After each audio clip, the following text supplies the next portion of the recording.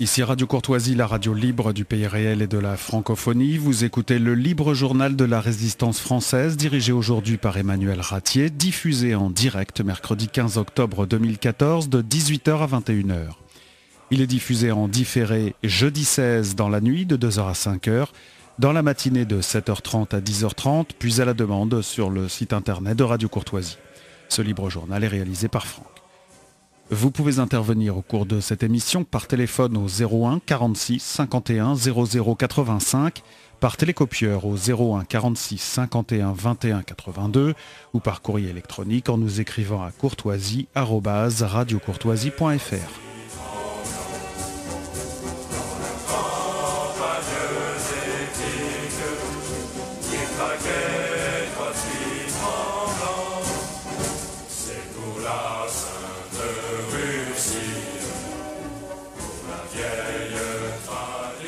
Chers amis, nous nous retrouvons donc pour un nouveau libre journal de la résistance française. J'ai le plaisir d'accueillir en première partie Laurent Onzon qui vient de sortir un ouvrage important, une espèce de livre-programme, on va en parler longuement, qui s'appelle donc France, les années décisives. Et en seconde partie, je recevrai Anne Lepape pour sa biographie de François Brignot qui vient de sortir aux éditions Pardès. Je vous annonce dès à présent que tant Laurent Onzon qu'Anne Lepape signeront leurs ouvrages respectifs à la librairie Facta samedi prochain, donc le 18 octobre, de 14h à 18h.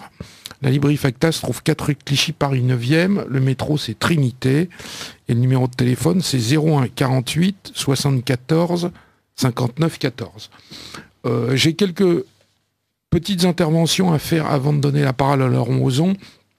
Donc tout d'abord, j'aurais dû avoir, mais j'ai le plaisir, de toute façon c'était décidé que Laurent venait, j'aurais dû avoir, comme ça il va avoir 1h30 pour parler et Anne Lepape 1h30, j'aurais dû avoir dans la première partie, je l'avais annoncé dans Faits et Documents, le bulletin que j'anime, et sur Internet, j'aurais dû avoir les deux avocats de Dieudonné, donc David de Stefano et Sanjay Meribo, pour interdit de rire, l'affaire Dieudonné par ses avocats, qui est sorti il y a quelques jours, 15 jours, aux éditions Xenia, qui est parmi les meilleures ventes sur Amazon, mais qui est strictement boycotté par les librairies, puisqu'il s'est vendu, aux dernières nouvelles, il y a eu un article dans Le Point de cette semaine, cet ouvrage qui s'était déjà vendu à 14 000 exemplaires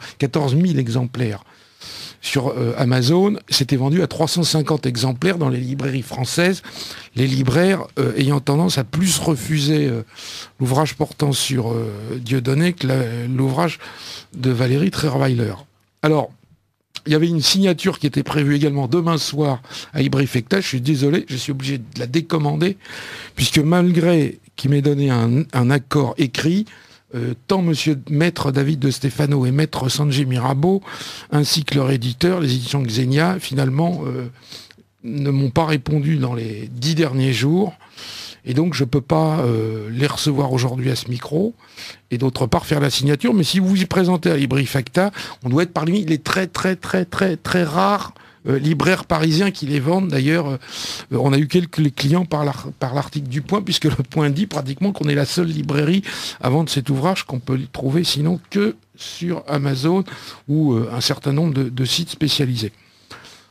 Par ailleurs, j'annonce c'est un peu ennuyeux, mais le 3e tome de l'encyclopédie des changements de nom. J'avais déjà publié les 2 premiers, qui couvrent au total la période 1962-1998. Et là, le 15 novembre, je sortirai le 3e tome. C'est inutile de vous dire que c'est quelques milliers d'heures de travail, plus de la saisie assez fastidieuse, puisqu'il y a à nouveau 17 000 changements de nom. Ça couvre la période décembre 1998, décembre 2012. Je ferai certainement une signature à la librairie, mais j'en parlerai dans la prochaine émission. Je voudrais également signaler que l'infatigable Emmanuel Ratier vient de faire publier un inédit de Léon de Poncin, qui s'appelle Les Juifs et le Concile Vatican II, dont j'ai rédigé la préface, et je crois que c'est la première biographie, pas exhaustive, mais enfin un peu complète, de Léon de Poncin, qui s'appelle Léon de Poncin, un maître de la contre-subversion. Et donc on peut trouver également ce livre à la librairie Facta bien connue, tant des auditeurs de Radio Courtoisie que de nos amis antifascistes, puisque ces derniers l'ont saccagé à 2 reprises. Voilà. Donc je pense que maintenant, on va pouvoir attaquer avec Laurent Ozon son ouvrage et les perspectives. Donc je connais... j'ai voulu intituler l'émission, je ne sais pas si Laurent Ozon sera d'accord, qui donc signe France les années décisives aux éditions Bios ou Bio Bios, je crois qu'on dit. Bios. Oui. Bon, parce que c'est... On peut entendre des bio. Oui, c'est vrai. Bon, Bios. Bon. Donc j'ai pas voulu mettre un titre négatif, comme on a l'habitude souvent à Radio Courtoisie de se lamenter sur la décadence. Et donc j'ai intitulé cette émission Reconstruire sur des ruines. Parce que ça me paraissait plus positif. Alors, Laurent Ozon, sans être un habitué de Radio Courtoisie, est quand même placé à plusieurs reprises, notamment dans les émissions que j'anime. Donc Laurent Ozon est né en 1967, il est industriel, père de 4 enfants. Je dirais que c'est un intellectuel transversal, donc qui ne se réfère ni à la droite ni à la gauche, et qui a développé une pensée très originale et assez unique en France, en particulier sur le thème de l'écologie, puisqu'il a fondé et dirigé pendant plusieurs années une revue qui s'appelait Le Recours aux forêts, donc une allusion quand même à Ernst Jünger, même si l'ouvrage, contrairement à ce que beaucoup de gens croient, ne porte absolument pas sur la marche à pied. Donc Laurent Ozon a été également... animateur d'une très courageuse campagne à l'époque de l'agression anglo-américaine, de l'OTAN on peut dire, contre la Serbie, qui s'appelait Non à la guerre. Laurent Ozon a de nombreuses cordes à son arc. On en parlera certainement, puisqu'il a été brièvement, mais membre du bureau politique du Front National avec Marine Le Pen, avant d'en partir à la suite peut-être de divergences qu'on abordera par la suite. Donc, Laurent Ozon est un intellectuel dans le bon sens du terme, comme vous allez le voir. C'est quelqu'un que j'apprécie justement parce que c'est pas un homme qui a des bornes et des barrières et des œillères autour des yeux. C'est quelqu'un qui pense par lui-même et qui crée des choses. Donc, au lieu d'aller les piller chez d'autres, il développe toujours des idées, et c'est un ouvrage assez court, c'est très didactique, on pourrait-on dire, comme certains auteurs qui font des grands succès de librairie. C'est-à-dire que l'ouvrage fait 100 pages exactement. Alors je regarde, 1, 2, 3, 4, il y a 5 pages pour le sommaire, avec chaque chapitre est divisé en une série de sous-chapitres. Et on pourrait dire que c'est très didactique, mais en réalité c'est extrêmement dense. Et on pourrait dire qu'un peu, sans vouloir flatter Laurent Ozon, à la manière d'Héraclite, beaucoup de phrases peuvent être développées très longuement. Donc, vous dites que c'est vous le présentez comme un recueil d'articles, mais en réalité c'est un dialogue. Oui, ou c'est une réécriture de choses, parce que vraiment, je ne vais pas dire que c'est un programme, mais enfin, on a l'impression que c'est un programme de reconstruction de la France. Oui, alors bon, peut-être plus modestement, France ces années décisives, c'est un livre qui est mon premier livre d'abord. Faut que je vous le dise. Vous savez que j'interviens souvent de façon audiovisuelle ou parfois par des articles que j'ai publiés sur de nombreux sujets. Mais j'ai toujours eu une petite difficulté avec le passage à l'écrit, parce que pour moi, le fait de rédiger un livre, c'est forcément d'essayer d'écrire, non pas pour tout de suite, mais d'écrire dans le temps, c'est-à-dire de pouvoir être lu au bout de 5 ans, au bout de 10 ans, au bout de 20 ans, en se disant les gens qui le liront à ce moment-là pourront le relire avec profit. Et donc quand pendant des années, j'avais énormément de choses dans mon ordinateur qui pouvaient donner matière à faire des livres, mais pendant des années, j'ai été un peu bloqué par le passage livre, on va dire, pas par le passage écrit, mais par le passage livre, tout simplement parce que je n'arrivais pas en fait j'étais toujours trop long pour moi, j'essayais toujours, Je pense que quand on fait des livres, il faut essayer de faire des livres qui soient pas simplement des livres de situation, mais qui est une durée de vie. Si on veut simplement s'inscrire, je dirais, dans la guerre médiatique ou dans la guerre d'influence de notre époque, en clair, essayer d'exister ou de faire entendre un discours ou une analyse ou un point de vue, etc., dans le maelstrom, je dirais, des débats de la société actuelle, on raisonne de façon purement quantitative. En clair, si demain je fais une vidéo sur YouTube qui est vue par 20 000 personnes, ce qui m'est déjà arrivé, il y en a quelques-unes en ligne qui ont à peu près ce type d'audience-là, ce qui n'est pas énorme mais qui représente quand même beaucoup de monde, avant de pouvoir une vidéo d'une heure et demie ou 2 heures, j'ai pas besoin de vous dire que ça fait beaucoup de texte théoriquement. Une vidéo qui dure 1 heure et demie ou 2 heures, une conférence qui fait 1 heure et demie ou 2 heures, ça fait beaucoup de texte. Eh bien, je pense que si j'avais pris ces textes-là et que je les avais publiés, je n'aurais probablement pas eu 20 000 personnes pour les lire. Donc, pour moi, le passage à l'écrit n'est pas la volonté simplement de produire de réagir et d'être en prise avec une sorte d'actualité instantanée et de s'inscrire dedans. C'était vraiment pour moi d'essayer d'être très synthétique, très pratique et très synthétique. Et peut-être que ça explique aussi la forme de ce livre-là, parce que j'ai voulu effectivement faire un livre dans lequel on puisse rentrer très facilement par des sujets assez larges, puisque j'aborde pas mal de débats d'actualité, de le faire de façon très concrète et pratique, parce que je ne suis pas, même si vous voulez bien me décerner le titre d'intellectuel, d'ailleurs je ne suis pas certain d'en être très, très content, je ne me perçois pas moi-même comme un intellectuel, je suis plutôt un homme de terrain, vous voyez, je suis un industriel, je suis père de famille, j'ai 4 enfants, je suis un homme qui est dans le concret de l'économie, de la vie quotidienne, et pas trop un intellectuel, en tout cas j'en ai pas vraiment ni le tempérament ni la carrière. Mais j'ai voulu faire un livre qui soit un livre qui aborde des questions concrètes de notre époque, en leur donnant un peu de profondeur si possible d'analyse, et surtout en le faisant avec cette idée que on puisse rentrer dans le livre de façon très, très rapide sur les sujets qui nous intéressent. Ça peut être la question du mariage gay, ça peut être la question de la notion d'identité, ou les problématiques liées à notre économie, ou tout un tas de choses. Et je me suis dit simplement, il faut que ce livre soit aussi accessible dans notre époque où il y a encore beaucoup de gens qui lisent, mais où les nouvelles générations ont quelques problèmes quand il s'agit de lire des choses qui dépassent plus de 3 pages. Je me suis dit qu'il fallait faire un livre qui soit pratique, qui se présente un peu comme un site internet d'une certaine façon, avec des entrées multiples, dans lequel on puisse venir facilement et dans lequel on puisse trouver de façon synthétique et si possible claire, parce que je me méfie beaucoup des abus de théories ou de références bibliographiques qui permettent en fait à chacun effectivement de prendre un peu de recul avec ce que nous vivons aujourd'hui, puisque je pense que, et j'en terminerai là, je pense que nous sommes vraiment à un tournant capital de l'histoire de notre pays, et je pense qu'il était peut-être utile d'y voir clair.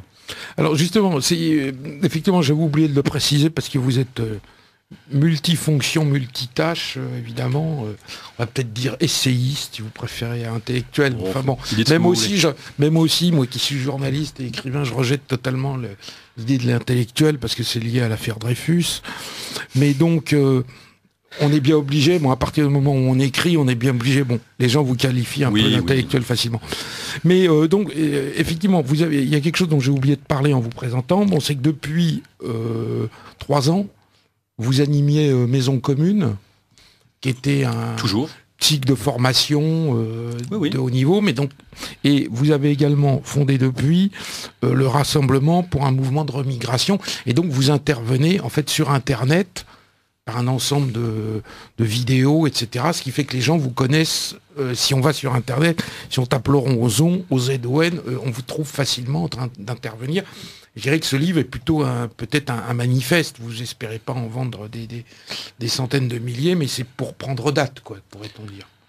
Oui, alors Maison Commune est un organisme de formation qui en fait organise des séminaires depuis plusieurs années, depuis 3 ans maintenant effectivement, qui organise des séminaires de formation pour le personnel, on va dire pour les cadres de ce que j'appelle la périphérie politique, c'est-à-dire en clair de tous les mouvements qui n'occupent pas le noyau oligarchique, on va dire, du pouvoir en France. J'appelle donc périphérie politique, je ne suis pas le seul à l'appeler comme ça d'ailleurs, et donc Maison Commune organise des séminaires, nous avons organisé plusieurs dizaines de séminaires qui regroupent parfois des petits cénacles de 15 personnes et des fois plus, on a été jusqu'à 300-400 personnes.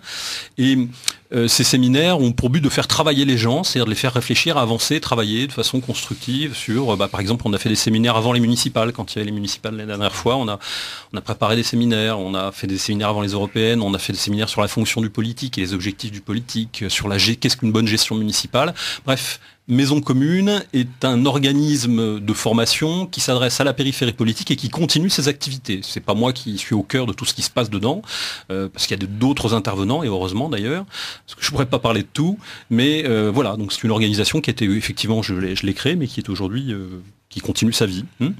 Et quant au mouvement pour la remigration dont vous parliez, c'est un mouvement qui a été créé il y a maintenant le 21 septembre de cette année, donc vous voyez c'est tout récent, et mon livre a été publié, a été mis en vente le premier jour, donc à l'occasion de ce rassemblement qui s'est tenu à Paris et qui a rassemblé près de 200 personnes pour lancer en fait ce mouvement qui a pour objectif en clair de rendre crédible, accessible, crédible et compréhensible la question de l'inversion des flux migratoires dans une perspective qui ne soit pas celle qu'on connaît depuis 40 ans et qui nous a amené à l'échec, c'est-à-dire un mélange entre des slogans et des crises passionnelles ou des crispations diverses et variées, mais qui soit une approche pragmatique construite, qui s'inscrive dans le temps. Pourquoi ? Parce que mon analyse est assez simple de ce point de vue-là.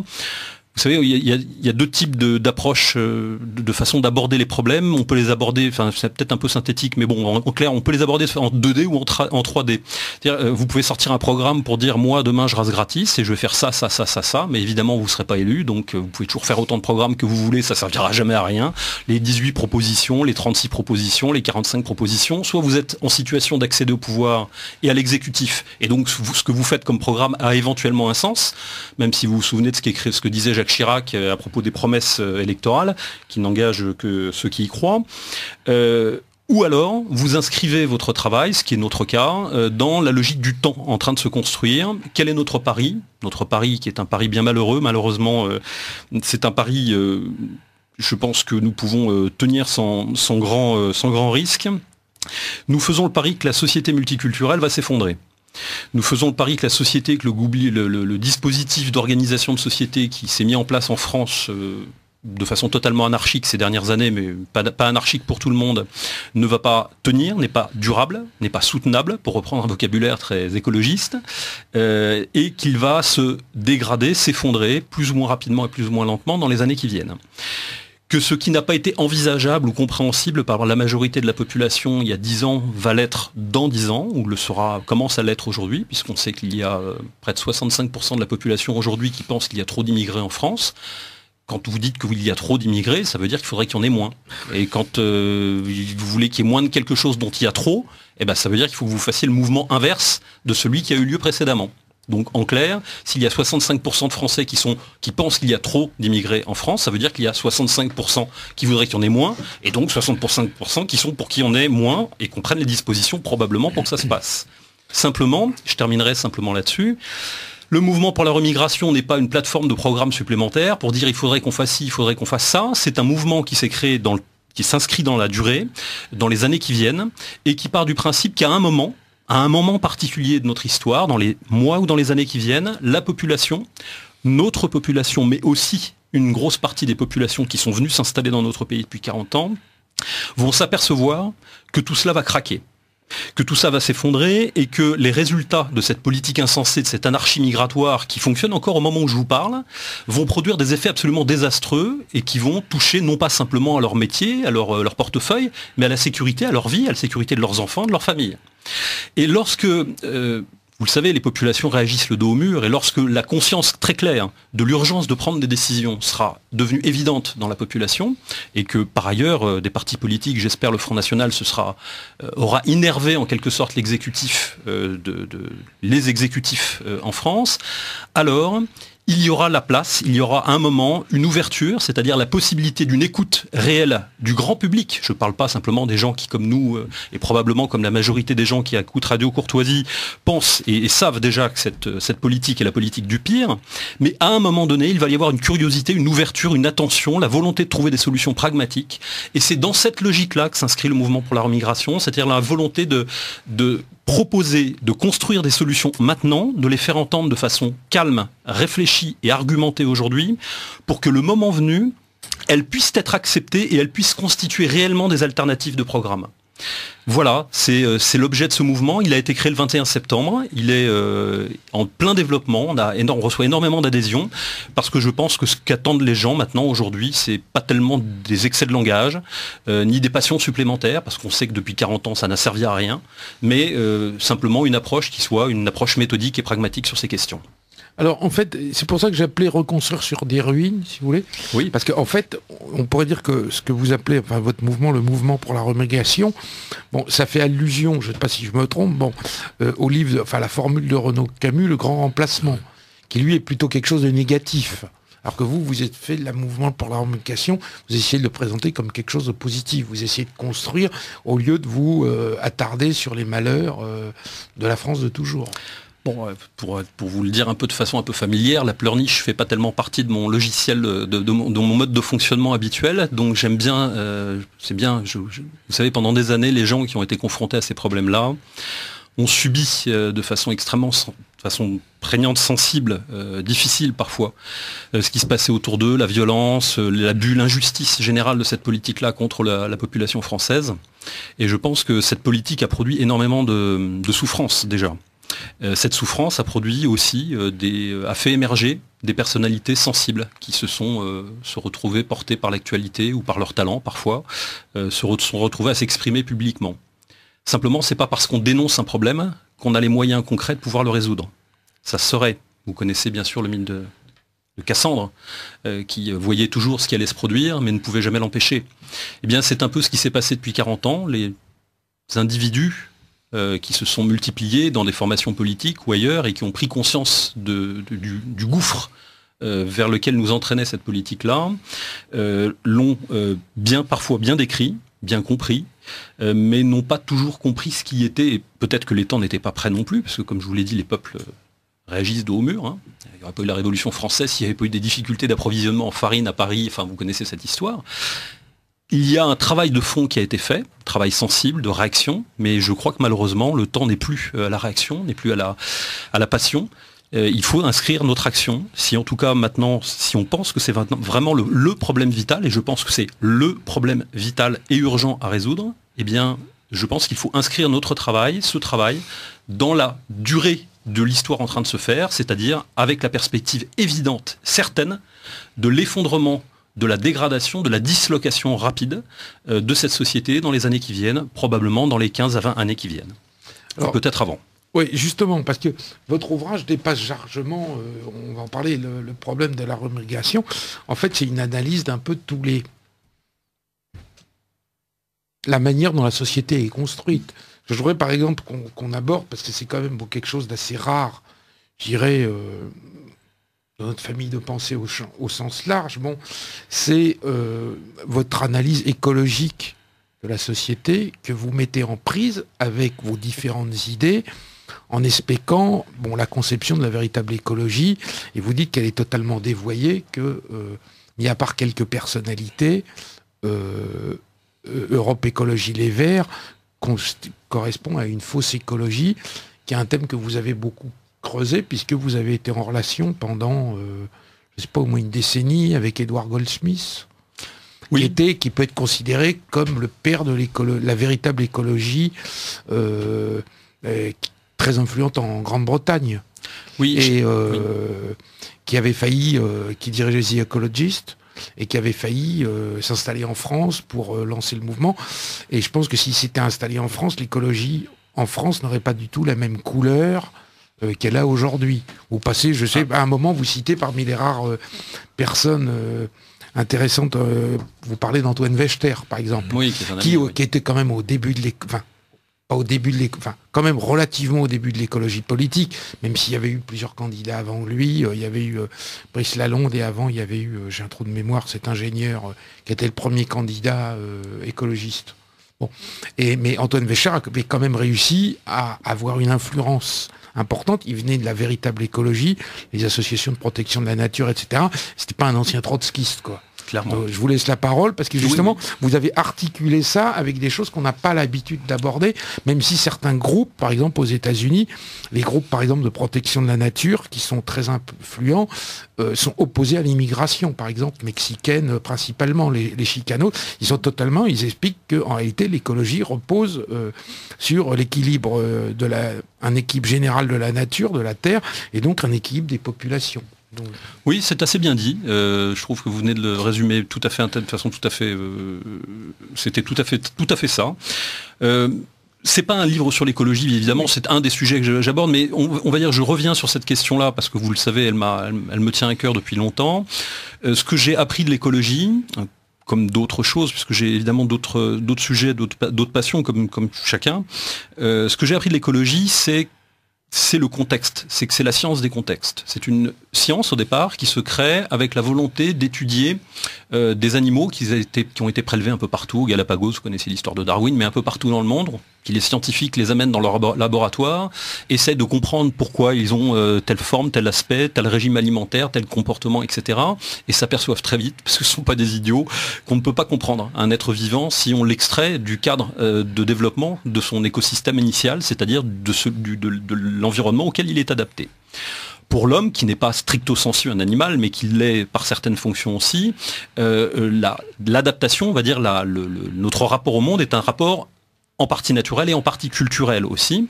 Mais l'écologie, c'est en fait le moment où précisément le monde scientifique commence à comprendre qu'on ne peut pas comprendre la vie hors des contextes de l'environnement, du milieu. On parle de milieu à l'époque, on ne parle pas d'environnement, qui est un anglicisme tardif. Un biotope. Voilà, un milieu, un biotope, et qu'on ne peut pas comprendre le vivant, les communautés vivantes, qui est la science des communautés, on ne peut pas comprendre les communautés vivantes sans les étudier en contexte. C'est donc une approche, c'est un peu théorique ce que je vous dis, mais c'est une approche qui est par définition et même principalement, initialement, on va dire principiellement, une approche qui remet en question l'approche utopique. Utopique ou topos sans le lieu. L'utopie, c'est précisément cela, c'est-à-dire c'est la capacité de produire des idées, des solutions, bref, de tout, mais de le faire sans se reposer, sans contexte, en quelque sorte. Les Grecs auraient dit que ce qui n'a pas de lieu est absurde, et évidemment, on pourrait toujours le dire, je pense. Et l'écologie, c'est l'inverse de cela. C'est précisément l'inverse d'une démarche utopique. C'est une volonté toujours d'étudier les phénomènes. Et c'est cela que j'ai retenu, moi, de l'écologie. C'est peut-être un petit peu la façon dont je raisonne d'une façon générale aussi. C'est qu'il faut toujours étudier les problèmes auxquels on est confronté dans le contexte précis dans lequel ils se posent et non pas de façon abstraite. Voilà. Oui. Et évidemment, vous parliez d'Edward Goldsmith. Edward Goldsmith est le père fondateur de l'écologie, on va dire, en Europe. Mais il y a eu énormément de théoriciens de l'écologie ou de créateurs de l'écologie politique ou non dans le monde. Ce qu'on sait, bien sûr, c'est que l'écologie a été très largement dévoyée en France. J'explique en quoi elle l'a été. Je donne d'ailleurs des exemples tout à fait construits et utiles à mon avis au personnel politique qui, j'espère, se servira de ce livre pour retourner, je dirais, en boomerang les prétentions à représenter l'écologie politique de ce mouvement qui est Europe Écologie Les Verts, qui n'est qu'un ramassis de tartuffes qui n'existent et qui ne doivent leur crédibilité qu'à la couverture médiatique que l'on leur donne, mais rien de plus, rien de moins.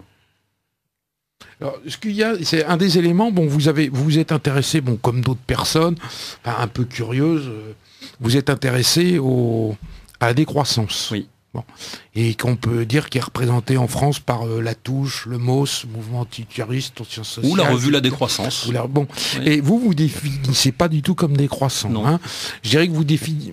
on pourrait dire que vous n'utilisez pas le terme, mais vous dites pour une autre croissance. C'est un peu dur. Non, mais si vous voulez, comme il y a les antimondialistes et il y a les altermondialistes. Ouais. Je dirais que vous êtes plutôt pour une autre croissance. Vous n'êtes pas pour le retour à la bougie, interdiction de l'automobile. Non, mais un peu les thèses. On me rappelle, il y a un auditeur très cultivé, qui me dit que le premier candidat qui a été candidat en 74, c'est René Dumont. Oui, Dumont. Et qui lui était partisan de thèses qui sont pas forcément ridicules, comme très malthusienne, avec une réduction des populations, etc. Et dont on oublie curieusement toujours de rappeler qu'il fut quand même ces grands textes, tous les premiers textes il les a publiés dans les revues de Vichy, puisque il prenait le retour à la Terre. Voilà. Oui, c'est pas faux, évidemment. Cette question de la décroissance, c'est une question de vocabulaire. Vous savez, quand on parle de problèmes d'immigration, il y a des gens qui sont plutôt en train de vous parler du grand remplacement et d'autres qui vous parlent plutôt de leur migration. Et quand on vous parle de la question de l'économie et de la question de la subsistance, il y a des gens ou de l'écologie, ou de la protection de la nature, il y a des gens qui vous parlent plutôt de la décroissance. Et puis... il y a des gens qui vous parlent davantage de localisme. Bon, moi je suis plutôt dans la recherche de solutions, de propositions, et j'essaye toujours de présenter les problèmes que j'aborde de façon à ce qu'ils puissent être saisis et réglés, et non pas pour alimenter, je dirais, les plaintes supplémentaires ou les dénonciations supplémentaires. Je pense que le monde intellectuel, la pensée française n'a pas besoin de Laurent Ozon pour savoir ce qu'il faut penser de l'économie virale, de l'économie cancéreuse, tumorale dans laquelle nous vivons aujourd'hui, qui est une économie destructrice, globalement.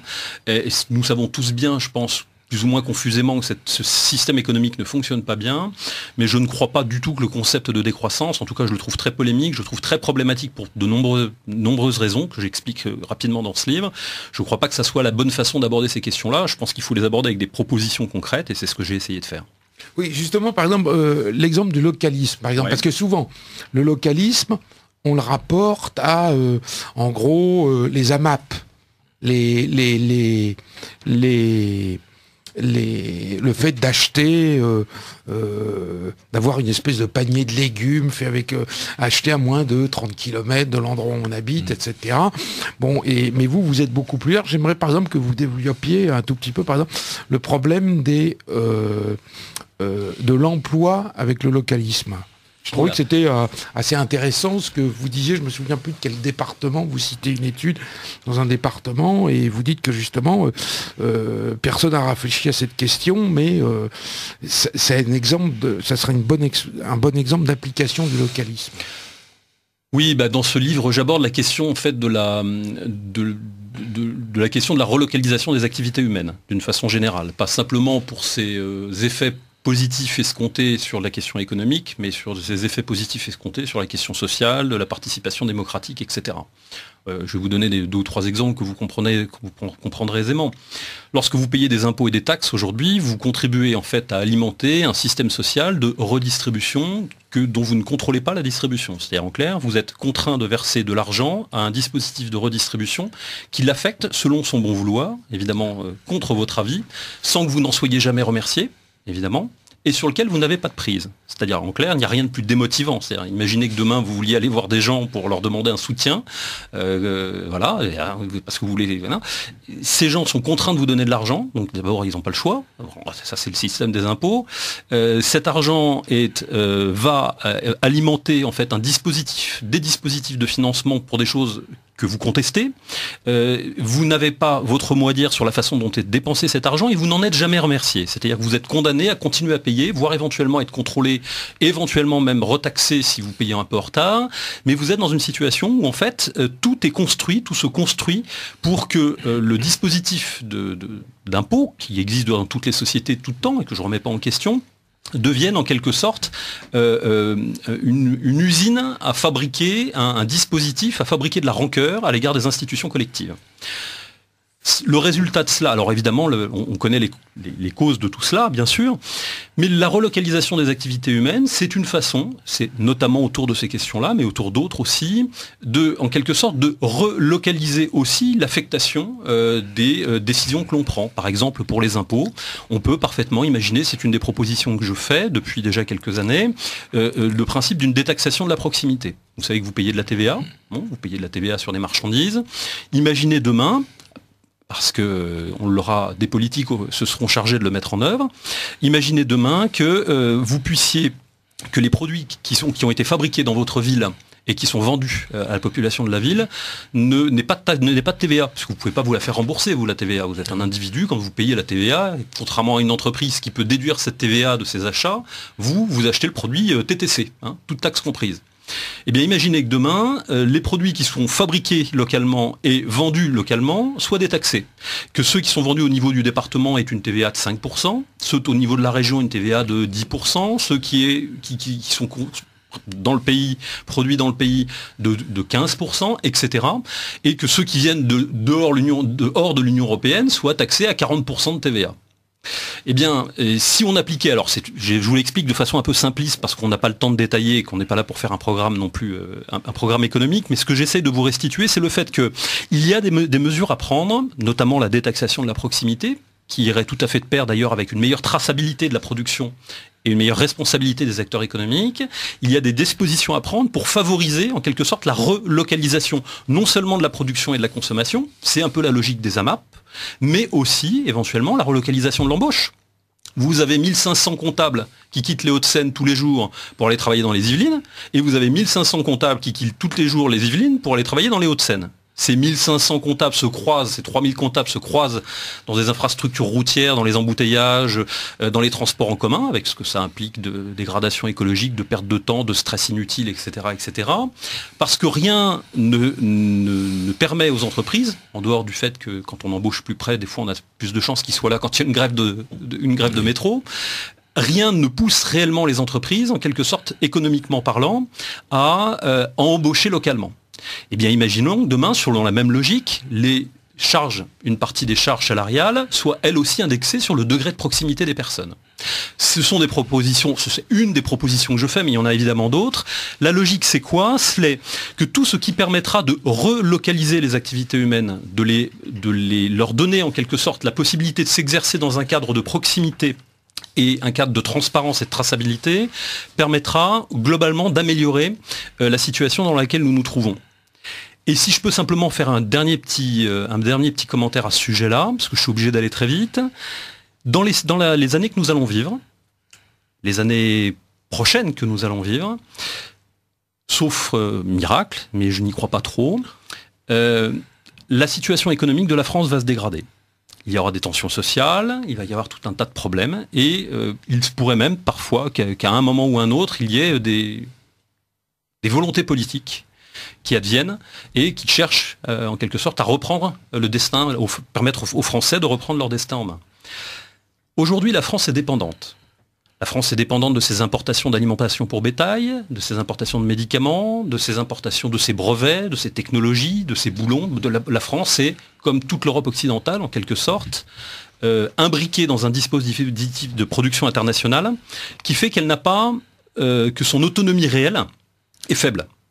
Et que la meilleure façon d'être souverainiste aujourd'hui, c'est-à-dire de rechercher, de vouloir en quelque sorte maîtriser notre destin politique, dépend aussi de notre capacité à nous nourrir demain matin, eh bien, il y aurait déjà, avant par exemple de changer de monnaie, ce qui peut être une solution, on pourrait en parler, mais avant de changer de monnaie, il y aurait déjà une contrainte à intégrer, c'est que si demain matin, les États-Unis, qui ont, je crois, ces 30 dernières années, mis 97 pays différents sous embargo, 97 pays différents. Hein. Si demain, par exemple, les États-Unis ou d'autres pays décidaient d'un embargo ou de difficultés d'approvisionnement pour cause de volonté de changer de monnaie ou de sortir du système financier ou de sortir des institutions bancaires internationales ou de l'OTAN, décider demain de rendre difficile l'approvisionnement pour la France d'un certain nombre de matériaux, de technologies, de produits dont elle a besoin, eh bien, ça pourrait être très difficile. Si demain, ces difficultés portaient sur des produits de subsistance, c'est-à-dire ce qui permet au quotidien aux gens de se nourrir, de se loger, de se soigner, alors la pression serait immédiate et nos capacités de réaction extrêmement faibles. Je pense donc que le localisme, c'est-à-dire la relocalisation des activités humaines, notamment sur le plan économique, est une façon d'anticiper, d'aborder, sans attendre un grand soir électoral, très rapidement, d'anticiper ces problèmes-là et de nous donner les moyens de mieux maîtriser notre économie dite de subsistance, au moins pour commencer, de façon à produire chez nous ce qui est bon pour nous, ce qui nous permettra peut-être aussi un jour de décider chez nous de ce qui est bon pour nous. J'avais publié il y a longtemps, afin de recouper votre propos, j'avais publié il y a au moins une quinzaine d'années, une carte qui avait dû paraître dans Newsweek sur les points noirs du monde, et notamment les points noirs du monde en Europe, les foyers de tension. Ouais.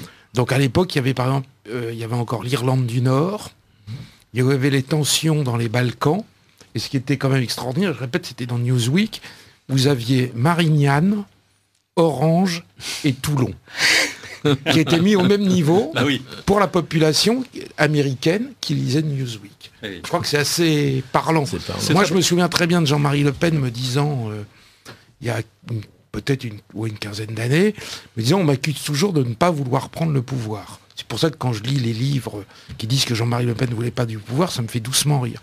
Ce qu'il me disait, il me disait toujours, mais comment veux-tu qu'on puisse le tenir ?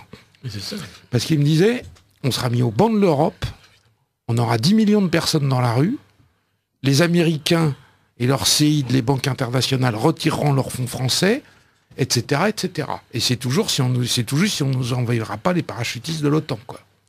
Ce qu'il faut, c'est qu'on ait le mouvement social avec nous, parce que comme ça, on n'aura que les enseignants et les permanents CGT qui seront dans la rue, donc ça ne représentera pas grand monde, et il faut qu'on ait une vraie crise. Voilà. Je pense qu'il a toujours une très bonne vision des choses. Oui, il y avait un reportage hier soir de Monsieur Moatti qui se terminait par adieu Monsieur Jean-Marie Le Pen. J'avais envie de dire surtout adieu Serge Moatti, parce que une chose est certaine, c'est que Jean-Marie Le Pen sur ces questions-là avait vu juste.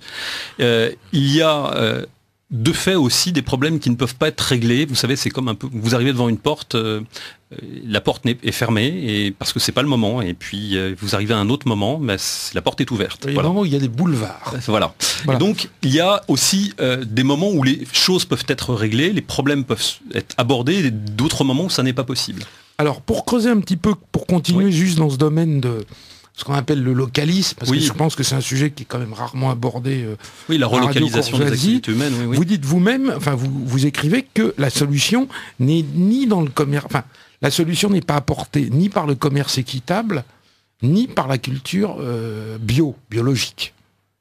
Vous dites par exemple, enfin, ce qui est assez marquant, vous dites que importer des produits biologiques d'Asie, d'Afrique ou d'autres pays d'Europe, il vaut mieux commencer par pratiquer le localisme réel localement. Oui. Et le commerce équitable, si on fait venir de 6000 km, même des haricots qui ont été produits équitablement en Argentine, il vaudrait mieux les produire en France. Enfin, moi, c'est ce que j'ai compris. Oui, alors oui, effectivement, on peut dire ça. Bien que, parce que souvent, on confond un peu la décroissance, le localisme, les produits bio, et vous dites, non, il n'y a pas de lien étroit entre. Alors, ce sont trois trucs différents, en fait. Le localisme, c'est l'idée qu'il faut mieux relocaliser les activités pour mieux les contrôler, mieux les maîtriser et garder de l'autonomie vivrière, de l'autonomie de subsistance, etc. Je m'en suis déjà expliqué, j'y reviens pas. Ensuite, on a la question de la maîtrise. Derrière la question du localisme, il y a la question de la souveraineté. La souveraineté est pour les collectivités ce que la liberté est à l'individu. C'est la possibilité de pouvoir prendre ses décisions, de pouvoir être autonome, de pouvoir prendre des décisions que l'on a à prendre et ne pas être sous la pression, sous le pouvoir ou sous l'emprise d'autres forces, d'autres pouvoirs, d'autres pays, d'autres communautés. Donc c'est évidemment une question clé. Aujourd'hui, effectivement, le commerce dit équitable, et c'est surtout un commerce qui vise, en fait, à vous vendre des produits qui ont été fabriqués, soi-disant écologiquement, à 7000 km de là. C'est certainement très positif pour les communautés en question qui les fabriquent en Uruguay ou je ne sais où, mais qui ont quand même fait 7000 km en avion pour arriver sur vos marchés. Ce qui ne me semble pas être ni particulièrement localiste, ni particulièrement souverainiste. Quant à l'aspect purement écologique de la question, j'ai quelques doutes, comme vous l'avez compris, sur le fait qu'un paquet de café qui a fait 7000 km en avion soit réellement un produit écologique. Bon. Maintenant sur le bio, c'est une autre question. Le bio, c'est quoi ? Ce qu'on appelle le bio, c'est en clair la volonté de produire des aliments en sortant du modèle d'agriculture intensive voulu par les institutions européennes et voulu aussi par les Américains et par les multinationales de l'agroalimentaire à la fin de la Deuxième Guerre mondiale. Ce dispositif a résolu un certain nombre de problèmes, il a permis une augmentation phénoménale de la productivité, mais en a posé beaucoup d'autres. Il a posé des problèmes d'environnement, des problèmes de santé, des problèmes d'autonomie et de souveraineté aussi, puisqu'aujourd'hui, vous savez que nos paysans ne peuvent plus garder leurs semences pour eux-mêmes, ils sont obligés de les racheter tous les ans à des firmes multinationales qui leur revendent en permanence des semences, qui leur vendent les produits phytosanitaires. Phytosanitaire, c'est un joli mot pour dire poison, qui leur permettent de les faire pousser et de les utiliser. Et aujourd'hui, on va dire que l'essentiel de la production est globalement une production polluée, sous contrôle des firmes multinationales, Cargill, Monsanto, etc., etc. Et que tout ce qui permettra demain aux Français et aux Européens, je vous rappelle que l'Autriche, c'est 25% de ses terres cultivées en bio. 25%. C'est pas un détail. L'Autriche, c'est pas un pays du tiers-monde, hein. Voilà. Donc, tout ce qui permettra aux gens, demain, non seulement de produire localement, mais en plus de sortir des modèles, des dépendances à l'égard des multinationales de l'agroalimentaire pour produire sainement, c'est-à-dire, si possible, avec le moins de produits chimiques possible, le moins d'intrants possible, sans faire un retour à l'âge de pierre, mais simplement en utilisant les techniques qui sont les techniques qu'on connaît en matière d'agriculture, encore une fois. Que je sache, l'Allemagne, l'Autriche, qui sont en pointe dans la production agrobiologique, ne sont pas des pays du tiers-monde. Ce sont des gens qui sont tout à fait inventifs et avancés sur le plan technologique. Il y a donc une compatibilité entre l'approche en bio, en matière de production alimentaire, et la relocalisation des activités. Parce qu'on ne pourra pas relocaliser la production, ça c'est certain. On ne pourra pas relocaliser la production tant que nos paysans seront contraints d'acheter des produits pour faire porter d'abord des graines, mais aussi les produits pour les faire pousser. Tant que nous serons dans ces contraintes-là, si demain ces gens-là, la Cargill ou autres, décident de couper les vivres ou d'arrêter d'approvisionner le marché français, ou plus finement, parce qu'ils ne sont pas idiots non plus, couperont pas les vivres, ils vont vous allonger, ils vont créer une disette en quelque sorte d'approvisionnement qui va faire exploser les prix, etc.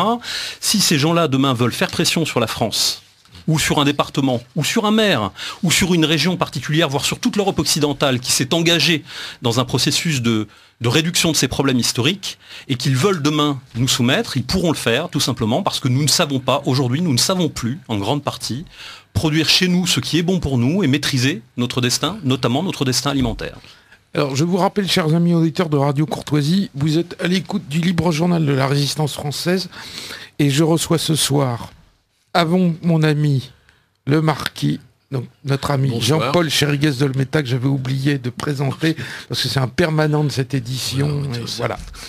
Alors, donc je reçois Laurent Ozon pour son ouvrage « France, les années décisives », qui vient de sortir aux éditions Bios et qui signera cet ouvrage samedi prochain, donc le samedi 18, de 14h à 18h à l'Ibri Factac, qui est situé 4 rue de Clichy, Paris 9e.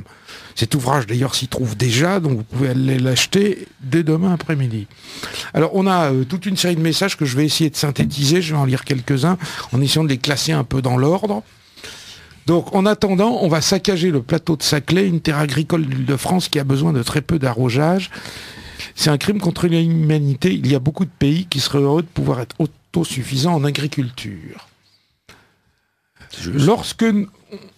Excusez-moi. C'est juste. Voilà. C'est juste. Pour régler la question de l'écologie, il faudrait que les Français reviennent à la situation antérieure sous la 4e République, c'est-à-dire se remettre dans un contexte d'une activité de PME, PMI familiale agricole, donc dans tous les domaines et sur tout le territoire.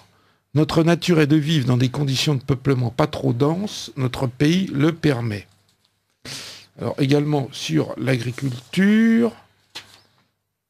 Voilà. Alors on a eu une intervention d'une autre personne. Je pense que vous serez entièrement d'accord, Laurent Ozon, mais la citation est belle. Dès le milieu du 19e siècle, en Saxe, un anthropologue et ethnologue, Gustave Cosima, disait « À chaque peuple, une culture et un habitat ». Oui, c'est bien dit. Voilà. Alors,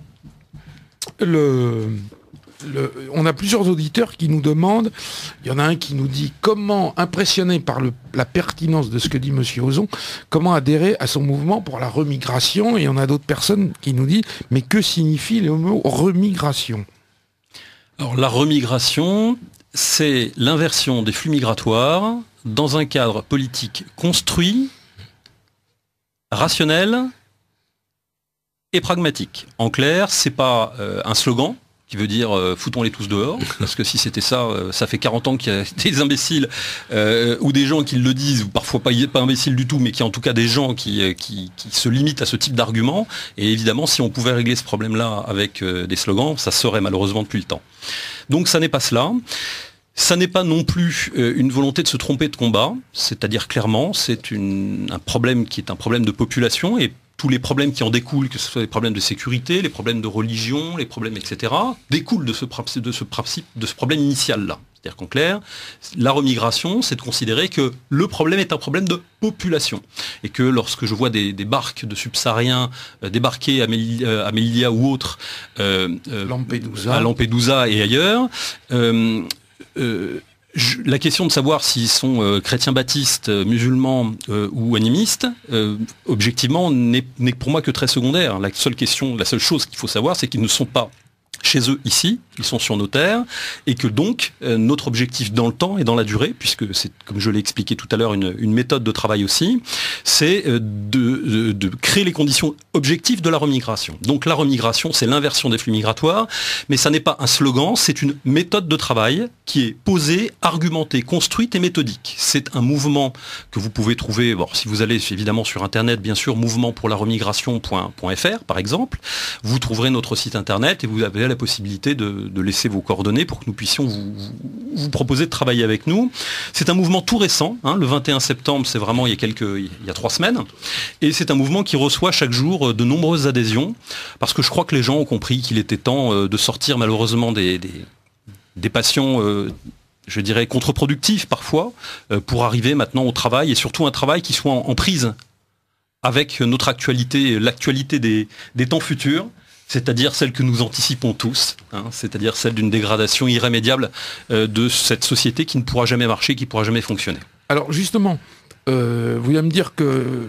Il y a une adresse sinon pour nous écrire. Oui, hein, vous pouvez la donner. C'est 4 mailles, M-A-I-L, je suis désolé, c'est comme ça que ça s'appelle. C'est un mail, 4 mailles du Maréchal Leclerc à Vendôme, dans le Loir-et-Cher, 41 100, donc 4 mailles du Maréchal Leclerc à Vendôme, ou sur Internet, mouvementpourlaremigration.fr. Bon, je sais bien qu'on ne va pas faire un catalogue des propositions. Enfin, ça sera un peu long, oui. J'aurais juste vous poser une question très simple. Vous parliez justement de ces dizaines de milliers d'immigrés clandestins de toute nationalité, qu'on qualifie improprement de sans-papiers, qui arrivent à Lampedusa. Qu'est-ce que vous en feriez ? Alors, la question ne doit pas se poser comme ça. D'abord... Voilà, donc je m'attendais à votre réponse. Oui, mais... En fait, qu'est-ce que vous en feriez ? Ça si veut dire Non, je voudrais juste vous donner un élément de réponse. L'Australie, j'ai récupéré une affiche de l'Australie aujourd'hui sur un site Internet. C'est une affiche qui est destinée à être collée dans un certain nombre de pays, d'être bien vue, qui est du gouvernement australien, qui monte un bateau au milieu de la tempête, et il est indiqué, très clairement, c'est en anglais, que no way. Donc si vous arrivez en Australie, les gardes-côtes vous repousseront en dehors des eaux territoriales. Tout à fait. Voilà. Que vous n'avez aucune chance d'atteindre le sol, que si vous atteignez le sol, vous serez expulsé par avion. Et donc, les choses sont très claires. Donc, moi, je trouve que c'est très pragmatique. Et au moins, on sait à quoi s'attendre. Et personne ne dit que l'Australie est un pays fasciste, quoi. Bon. Mais au moins, en matière d'immigration, on peut dire qu'ils ont pris des positions claires. Je vois que vous connaissez cette affiche. On a assuré la promotion de cette affiche récemment. Je vais essayer de vous répondre. Le mouvement pour la remigration n'est pas un mouvement politique, je dirais un nouveau mouvement politique destiné à faire en quelque sorte ce que d'autres n'auraient pas fait, etc. Le mouvement pour la remigration est un mouvement politique non électoral, c'est-à-dire qu'il se présente comme complémentaire des autres mouvement politique et surtout de celui du seul, si je puis dire, qui est le Front National, qui a lui vocation à se rapprocher de plus en plus progressivement, qui va se rapprocher des exécutifs et qui demain, dans les régions, dans les départements et peut-être, je l'espère, un jour à l'Élysée aussi, permettra en tout cas de s'approcher de l'exécutif, d'innerver progressivement l'exécutif, c'est-à-dire le pouvoir. Que ce mouvement réussisse à le faire en 1 an, en 5 ans ou en 12 ans, la dégradation générale de la situation et la persistance, la montée en compétences et le recentrage de ce mouvement lui permettront très progressivement, si on n'attend pas de lui qu'il soit un mouvement, si on lui permet de se recentrer, ce mouvement devrait être en situation dans les années qui viennent d'occuper le cœur du dispositif et d'innerver progressivement les exécutifs, le pouvoir en France. Donc, ce mouvement pour la remigration fait le pari d'une situation confuse et d'une déstructuration sociale et économique progressive qui va pouvoir prendre peut-être des tours, un tour paroxystique à certains moments, dans les années à venir. D'un mouvement politique qui s'appelle le Front National, qui lui organise sur le champ électoral et méthodiquement son approche et je dirais sa conquête de l'exécutif, des exécutifs au niveau national, comme d'autres mouvements le font sur d'autres pays. Qu'à certains moments, ce mouvement pourrait être aspiré en quelque sorte par l'actualité ou par un contexte tendu, et que son arrivée au pouvoir provoquera aussi, d'une certaine façon, aussi quelques tensions, très probablement. Que dans le contexte général dans lequel nous allons nous trouver, à ce moment-là, le mouvement pour la remigration, si ce mouvement a bien fait son travail, donc qui n'est pas donc de faire à côté du Front National ce que le Front National devrait faire, mais tout simplement de considérer que le Front National, s'il veut se recentrer, ne doit pas ne doit plus, et c'est d'ailleurs ce qu'il fait, passer son temps à parler trop d'immigration, tout simplement parce qu'une grosse partie de l'électorat aujourd'hui est plutôt effrayée par ces perspectives-là, c'est plutôt des thématiques anxiogènes. C'est d'ailleurs ce que fait le Front National depuis longtemps. Les gens qui sont contre l'immigration votent globalement pour le Front National sans que Marine Le Pen ait besoin de revenir tous les 5 matins sur cette question-là. C'est une évidence, c'est un acquis en quelque sorte. Tout le monde sait que le Front National veut faire cesser l'immigration et que le Front National est opposé et veut couper les pompes aspirantes pour en quelque sorte ne plus rendre l'immigration possible et en tout cas plus souhaitable. Ça, c'est le contexte politique. On va dire que ce mouvement va faire son travail d'approche du pouvoir dans les années qui viennent. Simultanément, notre société va se déstructurer, elle va se dégrader, nous allons perdre en compétences, il va y avoir des tensions sociales, des tensions sanitaires, ça peut être une crise sanitaire majeure, on voit se pointer Ebola dans les coins, mais ça peut être d'autres choses. Mais il va y avoir beaucoup de facteurs possibles, beaucoup de convergences catastrophiques possibles qui vont à un moment donné, très probablement, entraîner des phénomènes de décompensation, de tensions importantes dans la société. Simultanément, l'arrivée au pouvoir du Front National, très progressif peut-être ou très rapide, on peut avoir des surprises. Et le mouvement pour la remigration, c'est quoi? C'est une structure qui, à côté de cela, se dit que au moment où les questions vont pouvoir être posées, c'est-à-dire dans les années qui viennent, au moment où les tensions sont évidentes, au moment où la population se portera et se dira mais finalement qu'est-ce qu'on peut faire? Alors, si nous avons bien fait notre travail, ces solutions pourront être mises en œuvre. Elles seront acceptées et acceptables pour la majorité de la population. Elles seront basées sur des partenariats stratégiques avec un certain nombre de pays, comme les pays du Maghreb. Nous avons tout un tas de propositions et nous souhaitons en fait nous souhaitons que ce mouvement fasse un travail de fond, de provocation au bon sens du terme, provoquer, c'est-à-dire pousser à parler, et en même temps d'argumentation, pour permettre en quelque sorte au grand public, petit à petit, d'anticiper et de rendre acceptable cette idée de remigration, cette idée d'inversion des flux migratoires, qui ne se réalisera pas dans un contexte pacifié, tant que les frigos seront pleins, et que Michel Drucker parlera le dimanche midi et que les rues sont calmes. La probabilité pour que les Français se disent un jour qu'il faut prendre ce genre de décision est faible. Il y aura toujours peut-être 15, 20, 30%, mais on aura du mal à être majoritaire sur le plan électoral avec ça.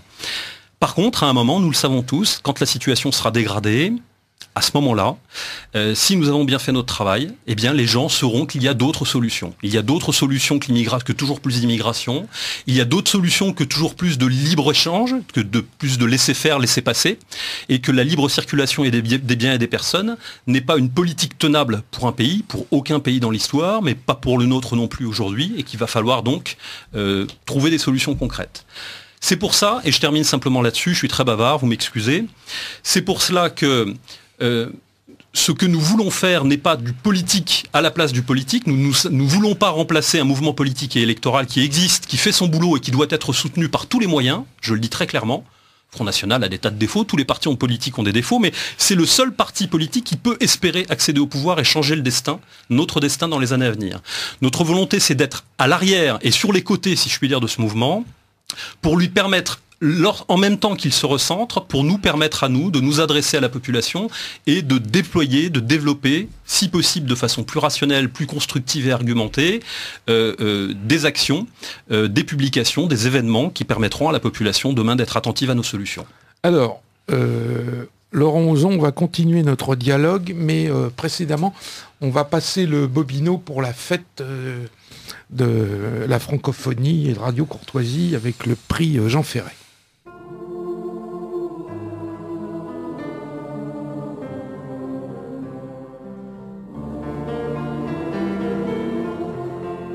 C'est une langue belle, avec des mots superbes, qui porte son histoire à travers ses accents. Cette langue belle, Radio Courtoisie continue de l'honorer. Dimanche 23 novembre, nous célébrerons le 27e anniversaire de Radio Courtoisie, la radio libre du pays réel et de la francophonie. Dimanche 23 novembre, à midi, venez déjeuner avec les patrons d'émissions de Radio Courtoisie dans le salon de la péniche Les Calanques, face au 52 quai du Point du Jour à Boulogne-Billancourt, Hauts-de-Seine. Le prix Jean Ferret 2014 sera décerné à l'issue du repas à la personnalité qui a, selon les auditeurs de Radio Courtoisie, le mieux servi la langue française durant les 3 dernières années. Réservez dès maintenant en envoyant un chèque de 49 € par personne à Radio Courtoisie, 61 boulevard Murat, 75 016 Paris. Veuillez joindre une enveloppe timbrée et libellée à votre adresse pour recevoir vos billets d'entrée. Vous pouvez aussi participer au premier tour du prix Jean Ferré en envoyant dès maintenant à Radio Courtoisie un bulletin de vote établi sur papier libre où vous porterez le nom de votre choix. Au dimanche 23 novembre, à midi, sur la péniche Les Calanques, face au 52 quai du Point du Jour à Boulogne-Billancourt, pour le déjeuner d'anniversaire de Radio Courtoisie. C'est une langue belle qui sait la défendre. Elle offre les trésors de richesse infinie, les mots qui nous manquaient pour pouvoir nous comprendre, et la force qu'il faut pour vivre en harmonie. Oui, chers amis auditeurs de Radio Courtoisie, nous poursuivons cette première partie du libre journal de la Résistance française. J'ai le plaisir de recevoir ce soir Laurent Ozon pour son ouvrage, France, les années décisives, ouvrage qu'il signera samedi prochain, le 18 octobre, à la librairie Fecta, 4 rue de Clichy, Paris 9e, de 14h30 à 18h. Donc je disais, pendant que l'on passait le bobino pour le prix Jean Ferré, et on a plusieurs messages allant dans ce sens. Certains messages nous disent, par exemple, lorsque vous nous dites que ce système va s'écrouler, je vous trouve bien optimiste, car je doute que l'oligarchie mondialiste, financière et apatride, acceptera facilement de se voir dépossédée de son pouvoir. Qu'en pensez-vous ? Ou par exemple, un autre auditeur nous dit, nous courons à la banqueroute, si la France est encore riches, nous aurons suffisamment de créanciers qui vont nous saigner, comme le Qatar ou les Anglais. Le drame, c'est que la population ne sera plus majoritairement française dans quelques temps. Les Français n'ont même plus l'esprit de résistance, c'est dramatique. Bon, je compléterai avec ce que je développe depuis maintenant plusieurs mois dans Faits et Documents, le bulletin que j'anime. J'ai beaucoup développé la partie économique et financière et sociale. Et dans le numéro qui vient de sortir, donc le numéro du 15 octobre, je fais 2 pages. Bon, je prends pas position. Je mets dossier au bord du précipice, un scénario catastrophe. Et je dis que je me lance rarement dans la politique fiction. Je suis plutôt réputé pour mes analyses plutôt que pour mes prophéties, même si en général ce que je prévois se produit. Depuis plusieurs années, les abonnés de Faits et Documents peuvent relire les numéros d'il y a 3 ou 4 ans, ils pourront chercher des erreurs, ils n'en trouveront pas, surtout dans les quelques prévisions que je fais. Mais là, j'ai l'impression, je pense qu'il y a une potentialité réelle pour que l'année prochaine, d'ici, c'est-à-dire avant 2017, c'est-à-dire avant la date normale des élections présidentielles et des élections législatives, la situation financière, je ne dis pas économique et sociale, parce qu'on est dans une période sociale où il y a quand même très peu de greffes, par exemple en ce moment, tous les gens qui ont un emploi et ont peur de le perdre, donc ils n'ont pas trop tendance à se mettre en grève. Mais je dirais que la situation financière de la France risque d'être catastrophique l'année prochaine. C'est pas moi qui le dis, j'en cite un certain nombre de gens. Je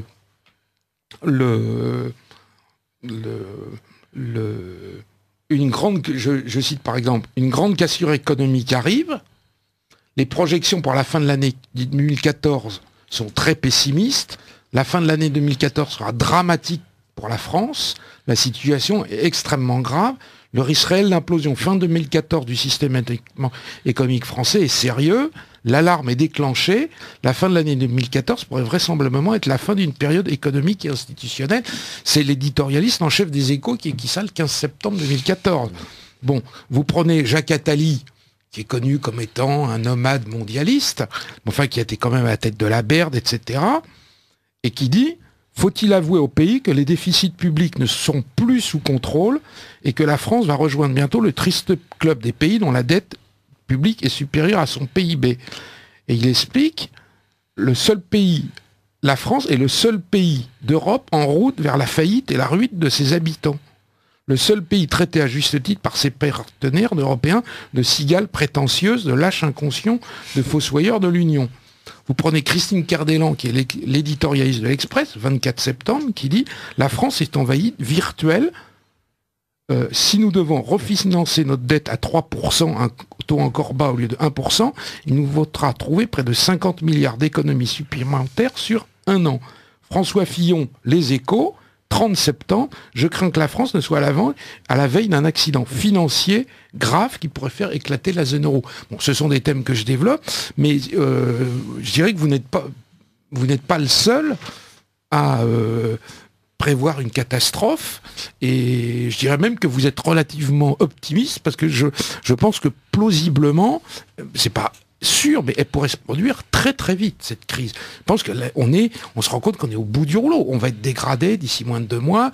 Le budget 2015 de la France, François Hollande et Emmanuel Valls ont fait la danse du ventre devant Angela Merkel, mais le budget va être examiné par l'Europe. On nous dit toujours too big to fail, enfin trop gros pour s'effondrer. Enfin, il n'empêche qu'on nous dit donc l'Europe osera pas, Bruxelles n'osera pas condamner le budget 2015 de la France. On nous disait déjà il y a 10 jours qu'il ne serait jamais examiné par Bruxelles.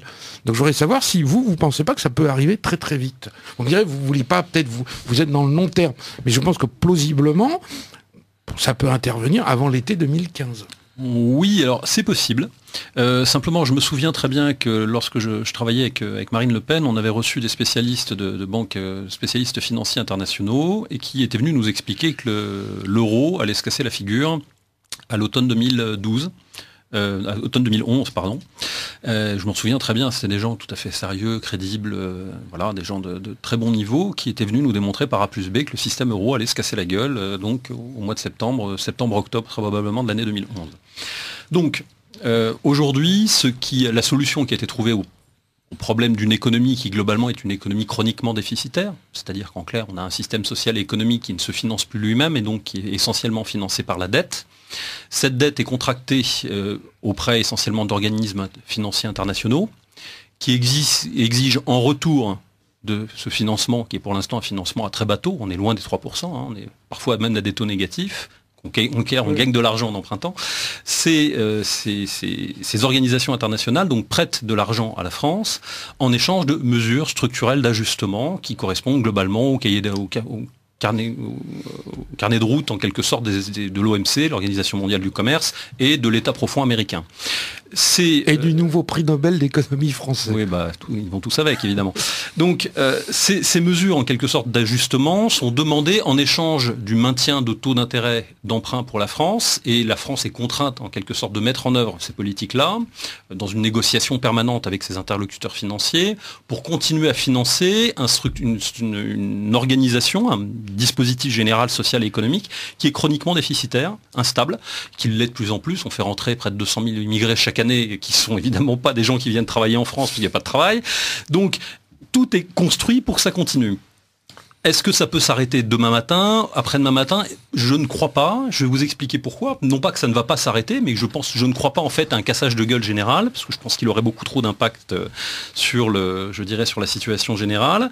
Je pense plutôt à une décélération accompagnée, en quelque sorte à une chute maîtrisée par les instances politiques, les instances internationales.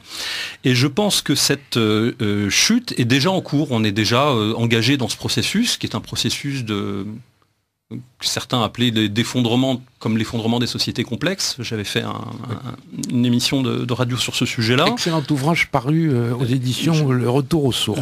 Joseph Stenter, tout à fait, un très très bon livre. Pour répondre très, très brièvement à votre question, aujourd'hui la situation est maintenue parce que la France continue à emprunter à des taux d'intérêt favorisés auprès d'institutions internationales et auprès de la Banque européenne, qui elle-même produit du papier-monnaie, en quelque sorte à dollariser l'euro. Ça veut dire qu'en quelque sorte, elle émet, elle produit, elle imprime de la monnaie qui ne repose sur rien, un peu ce que font les États-Unis depuis des dizaines d'années, c'est-à-dire qu'en clair, ils fabriquent du papier-monnaie qui leur sert à financer une dette, en l'échange de laquelle, en quelque sorte, ils continuent à financer un système qui est chroniquement déficitaire, mais qu'ils le financent sous la contrainte, en quelque sorte, de la première armée du monde.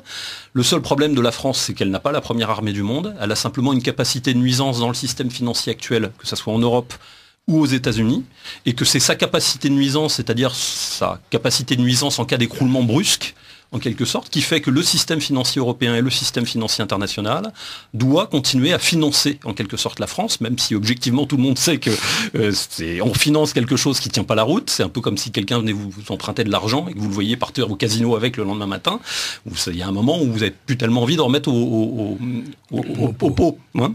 Donc là, on est un peu dans cette situation-là. Je crois que les prêteurs, les marchés financiers, comme les institutions européennes, voient bien que la France est dans un système chroniquement déficitaire, font pression sur le gouvernement, sur Sarkozy, sur les précédents et sur celui-là, pour obtenir en permanence des ajustements, des économies, de la rigueur, etc., que la France essaie de vendre tant bien que mal à son électorat, mais un électorat qui ne comprend pas toujours bien la situation, et qui est toujours insuffisant de toute façon pour remettre les pendules à l'heure, ce qui veut dire que votre prophétie d'un effondrement très rapide me semble peut-être exagérément pessimiste. Je table moi plutôt, parce que je pense que c'est l'intérêt de la majeure partie des acteurs économiques mondiaux, je pars plutôt sur le principe d'une décélération ou d'un effondrement contrôlé, si je puis dire, d'une simplification, pour parler comme Joseph Stenter, d'un processus de simplification contrôlée, c'est-à-dire de dégradation contrôlée sur à peu près une quinzaine d'années. Ça, c'est si, évidemment, il n'y a pas un grain de sable dans la mécanique. S'il n'y a pas une convergence des catastrophes. Si vous n'avez pas une crise épidémique majeure, une crise sociale majeure, une crise politique majeure, que pour ma part, je pense tout à fait probable dans les années qui viennent. Alors je crois qu'il faudrait que vous reveniez dessus, parce qu'il y a un certain nombre d'auditeurs qui ont un peu de mal à comprendre vos positions, ou qui vous entendent mal, je ne sais pas. Donc par exemple, une personne nous dit, votre invité dit que le Front National doit s'allier avec l'UMP. Ah non. Non, mais comment faire, sachant qu'ils ont mis une catastrophe, la catastrophe en France et en Europe, ne vaudrait-il pas mieux s'allier avec des anciens chevènementistes, car tous les autres sont infâmes? Alors, il m'a pas semblé que vous parliez d'une alliance, mais bon, on peut aborder cette question.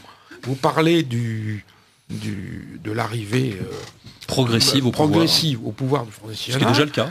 Mais est-ce que vous je ne sais pas si vous souhaitez aborder cette question ou non, mais est-ce que vous le voyez dans le cadre d'un rapprochement avec d'autres groupements de population, d'autres partis politiques, d'autres choses comme ça?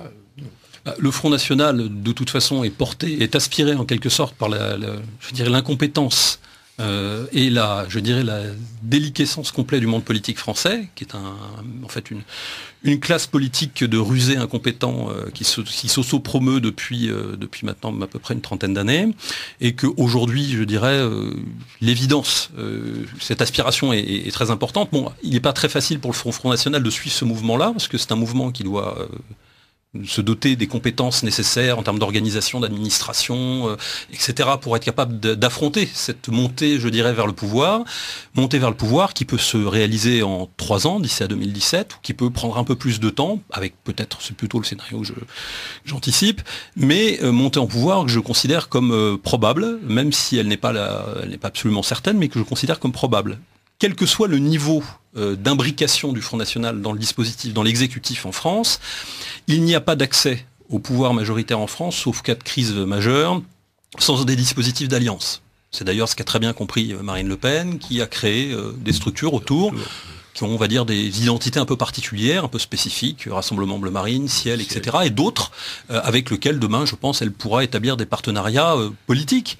Il se peut aussi, demain, on peut imaginer une coalition de pouvoir dans lequel le Front National puisse déléguer des ministres, si bien sûr, évidemment, le programme à suivre convient à ce mouvement. Je ne suis pas devin, je ne suis pas à la tête du Front National, je connais quand même plutôt bien son fonctionnement, comme vous le savez, mais je pense que c'est un mouvement qui, de toute façon, est aujourd'hui, là, au cœur, et chaque jour, si je puis dire, confronté à ce besoin de s'organiser, de faire monter ses compétences en interne, c'est-à-dire d'aller chercher les compétences et de les mettre en œuvre dans les régions, dans les villes, au Parlement européen, etc., et que ce processus va se poursuivre. J'espère simplement que notre contexte de dégradation générale n'ira pas trop vite pour que ce mouvement puisse, le moment venir, se saisir du pouvoir dans des conditions de relative stabilité. Oui, puisque plausiblement, en décembre 2015, c'est-à-dire dans 14 mois, des prévisions plausibles laissent entendre que le Front National pourrait récupérer par exemple 2 régions, oui, le Nord-Pas-de-Calais et la PACA. Ça paraît plausible. Vous voulez, ça paraît pas impossible, alors que ça paraissait impossible il y a 2 ans. Oui, mais parce que le C'est travail... pour ça qu'on parle d'une... Vous parlez effectivement d'un grignotage, d'une entrée dans le monde politique réel. Progressivement, avec des étapes clés.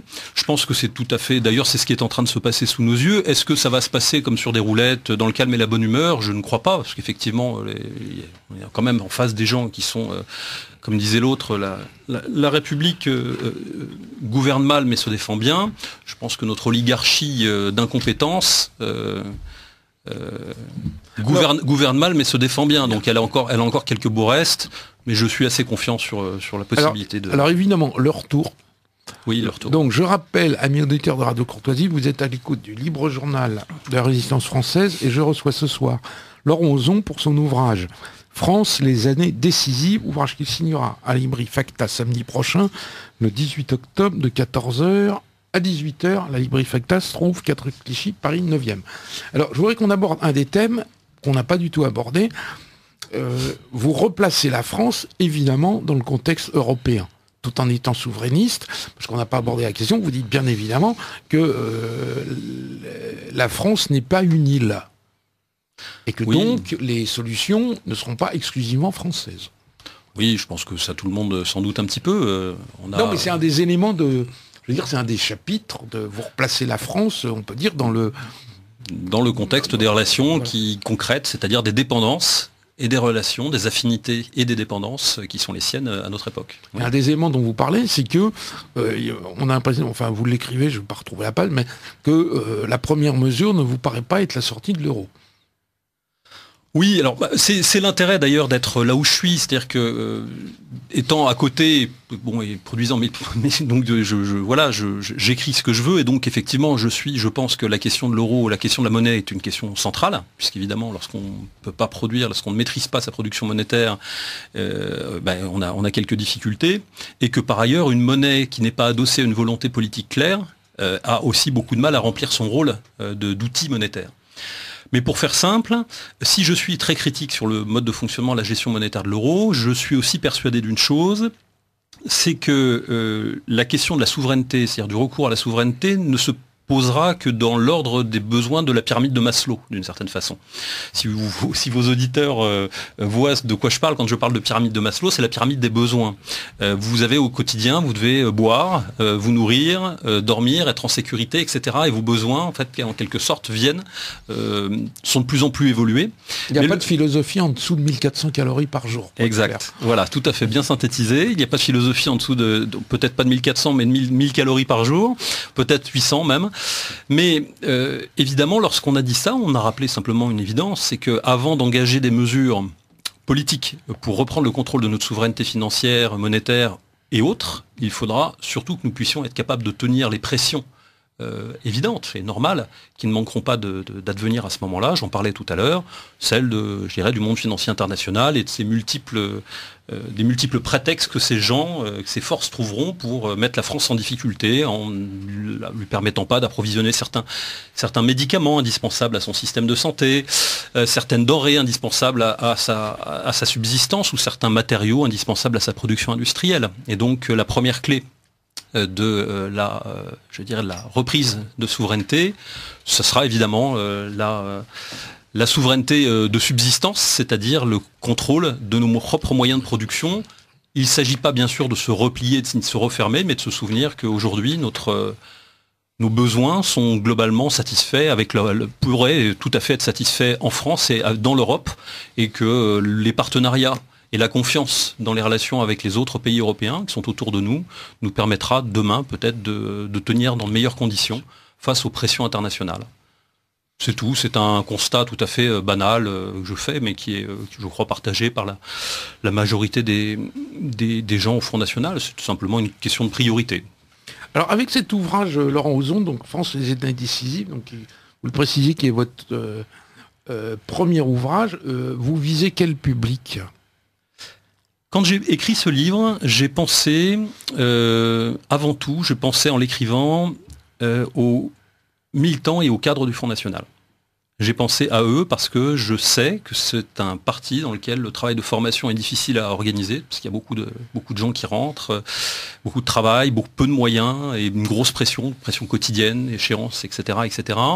Et je voulais faire un livre qui soit une sorte de livre de synthèse, une sorte de petit traité de pragmatisme politique qui permette d'aborder la plupart des questions cruciales de politique de notre époque, et pas que politique, et qui permettent de donner un peu de champ, peut-être un peu de matière aussi pour les aborder de façon plus sereine et peut-être un peu plus constructive. C'est en premier lieu à eux que j'ai pensé, et j'ai pensé, je pense, d'une façon générale, à tous les gens qui m'entourent, que je croise au quotidien, dans ma ville, dans mon travail, etc. Il y a tellement, on est à une époque où il y a tellement de... Nous sommes tellement saturés d'informations, d'analyses contradictoires, de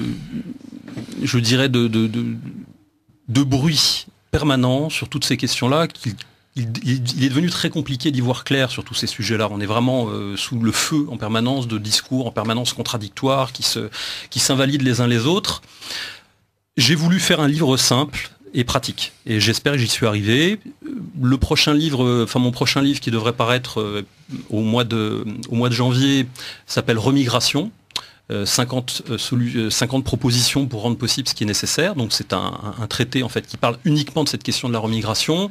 Mais le livre chez Bios, le livre France, les années décisives, est un livre un peu touche à tout, un livre de politique, c'est-à-dire qui aborde les questions qui font l'actualité politique en France et qui la feront, à mon avis, dans les années qui viennent. Oui, donc en fait, vous allez décliner un certain nombre des thèmes que vous abordez par la suite dans des ouvrages qui vont suivre. Voilà, disons que chaque sujet traité dans ce livre-là peut faire l'objet d'un développement. Ça, il n'y a pas de doute là-dessus.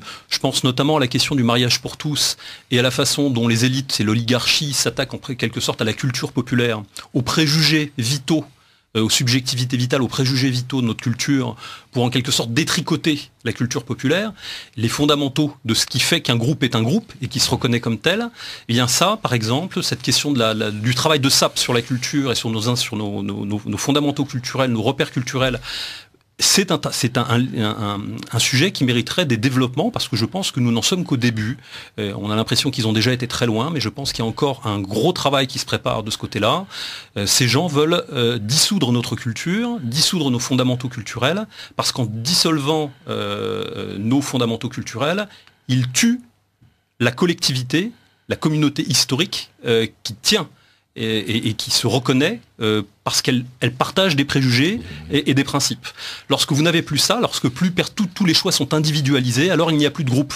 Lorsqu'il n'y a plus de groupe, vous n'avez plus qu'à faire à une masse d'individus et de consommateurs informes, vous n'avez plus de corps politique en face de vous, et vous avez gagné la partie. L'art de la guerre, c'est vaincre l'ennemi sans combat. Je crois que la guerre, par exemple, sur les mœurs, est une guerre de 4e dimension qui vise, mais qui est une vraie guerre. Et je pense qu'il y aurait matière, effectivement, à développer un peu plus que je ne l'ai fait dans ce livre. Oui, vous abordez pas, je crois pas que vous citiez le mot, mais ce que vous dites là, ça rappelle assez... C'est ni de droite ni de gauche. On pourrait dire c'est ce que Orwell appelle le common sense. D'une certaine manière, cette espèce qu'on retrouvait dans la classe ouvrière britannique et que... curieusement, qu'on retrouve, qu'on a vu très clairement lors du vote du mariage gay dans les populations des territoires d'outre-mer, où les seuls députés socialistes qui sont clairement opposés étaient ceux de Martinique et de Guadeloupe, avec une société plus traditionnelle qu'on n'a pas du tout, et on a vu, et les seuls députés qui soient vraiment montés au créneau aussi de l'UMP étaient plutôt... de Martinique et de Guadeloupe, et après, il faut pas... je pense qu'on ça s'est un peu développé à Radio Courtoisie, c'est pour ça que j'invite de temps en temps, on me l'a assez reproché, Farida Belgoul à ce micro, mais qu'un certain nombre de membres issus de ce que, on pourrait dire des Français de branche, comme certaines personnes disent, ne sont pas encore rentrés dans ce système totalement mondialisé avec une absence de valeur. Oui, il est clair que les populations halogènes extra-européennes qui sont aujourd'hui sur notre territoire ne sont pas totalement déstructurées socialement, pour une partie d'entre elles, et que celles-là réagissent tout à fait normalement, comme n'importe quel peuple traditionnel, face à ce qui leur semble être une aberration. Je suis très content quand même, je vous rappelle que moi ce que j'ai vu dans les manifestations pour tous, c'est une population très homogène et très française manifestée. J'étais très content de voir cela. Je pense que ça a intéressé d'ailleurs énormément de pays dans le monde, énormément de personnes dans le monde. C'était un grand moment de fondateur, et j'espère que ce moment n'est qu'un début, parce que encore une fois, je crois que derrière cette guerre sur les valeurs, cette guerre sur les institutions comme le mariage, etc., ça n'est pas simplement une question de valeurs, de mœurs ou de choix individuels qui est en question, ou de liberté individuelle, c'est vraiment la déstructuration, la casse, la guerre à la culture populaire, à ce qui fait la culture populaire, les préjugés de la culture populaire, qui sont ce qu'ils sont, mais qui sont les nôtres.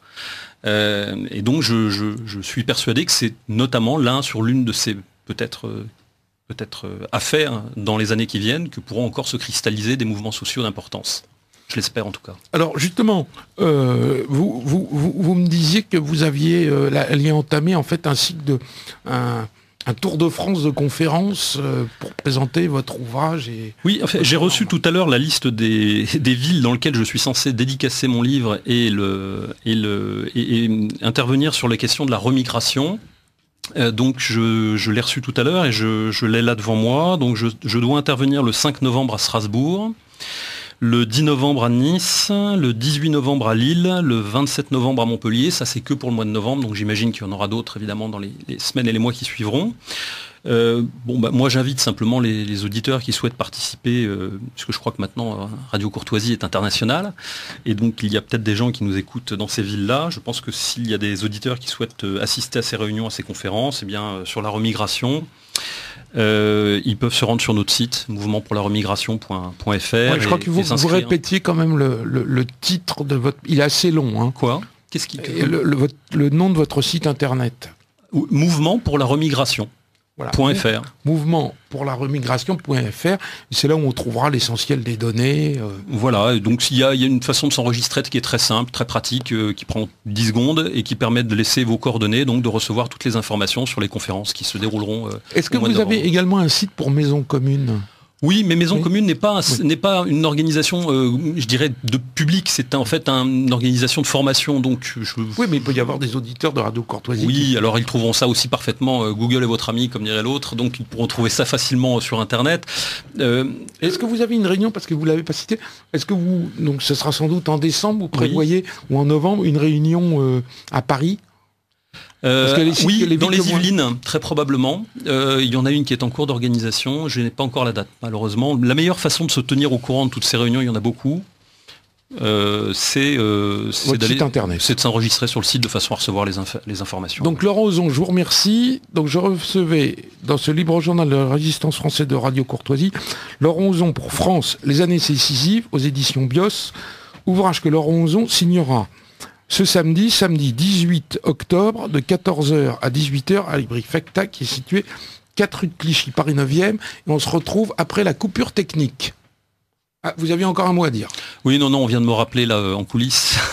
On vient de me rappeler que il y a une réunion donc qui s'est tenue le 21 septembre de fondation du mouvement pour la remigration, que la deuxième réunion nationale du mouvement pour la remigration se déroulera le 24 janvier à Paris, 24 janvier 2015 à Paris, et c'est une réunion dans laquelle nous attendons plus de 400 personnes. Donc là, pour s'inscrire, c'est aussi facile à partir du site mouvementpourlaremigration.fr. Merci à tous.